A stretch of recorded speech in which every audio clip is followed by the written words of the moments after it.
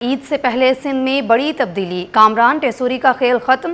वफाकी हुकूमत का निहाल हाशमी को नया गवर्नर सिंध मुकर्रर करने का फैसला।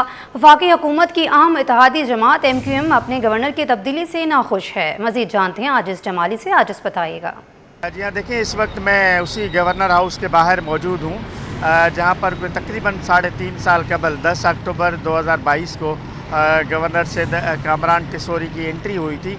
लेकिन आज गवर्नर कामरान टेसूरी को हटाकर मुस्लिम लीग नून के रहनुमा निहाल हाशमी को गवर्नर से मुकर्रर करने का समरी जो है वो सदर पाकिस्तान आसिफ अली जरदारी को भेज दी गई है। ये फ़ैसला इस्लामाबाद में हुआ है और वज़ीर आज़म पाकिस्तान मियाँ शहबाज शरीफ ने ये फ़ैसला किया है और इसकी समरी वज़ीर आज़म हाउस की जानिब से ऐवान सदर को भेजी गई है। इस मौके पे मुलाकात हुई है जिसमें निहाल हाशमी ख़ुद भी मौजूद थे और वज़ीर आज़म ने इसकी मुबारकबाद भी दी है, जिसका बाकायदा एक मीडिया को एक एलामिया भी जारी हुआ है वज़ीर आज़म हाउस से, जिससे इस बात की तस्दीक हो गई कि गवर्नर सिंध को हटाया जा रहा है। यहाँ पे सूबा सिंध में कुछ इस तरह की सूरत हाल है कि MQM ने चूँकि गवर्नर सिंध कामरान टेसूरी का जो ताल्लुक़ है वो MQM पाकिस्तान से है, तो MQM पाकिस्तान ने इस बात का इजहार किया है कि उनको एतमाद में नहीं लिया गया।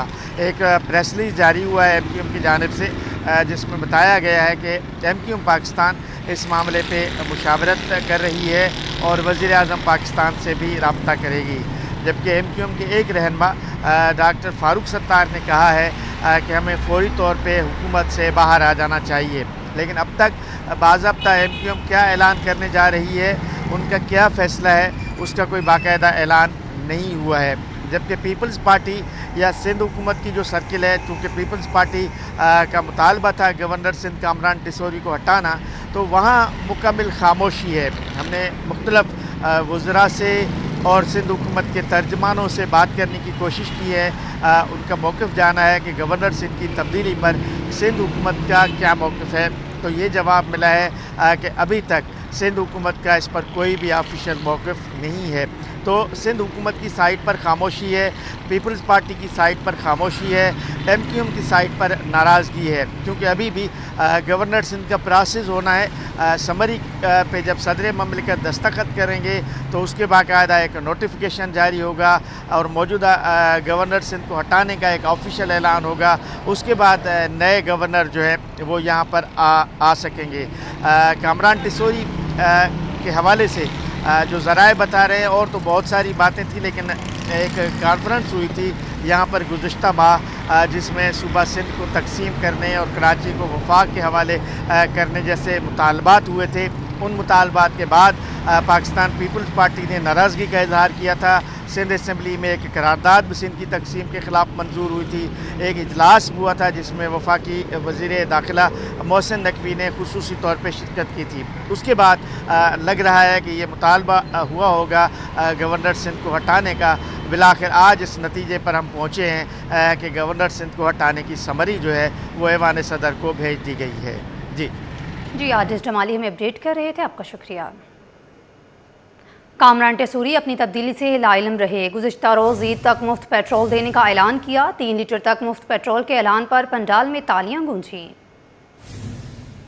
अपनी टीम को कहा है, समी सिद्दीकी साहब यहाँ आए हुए हैं, कल से या परसों से हम निकलेंगे, किसी भी पेट्रोल पंप पर हम चले जाएंगे और उस वक्त जितने भी मोटरसाइकिल सवार, सिर्फ मोटरसाइकिल सवार, साइकिल वाले नहीं और ना गाड़ी वाले, मोटरसाइकिल वाले, उनको 3 लीटर पेट्रोल फ्री हम ईद के 3 दिन तक जारी और सारी रखें, ताकि वो लोग जो अफोर्ड नहीं कर सकते, इस महंगाई में 1000 रुपए का पेट्रोल नहीं डाल सकते, उनको हम ये ईद का तोहफा देंगे और इंशाअल्लाह ताला ये ईद के 3 दिन तक रोज़ की बुनियाद पर जारी और सारी रहेगा।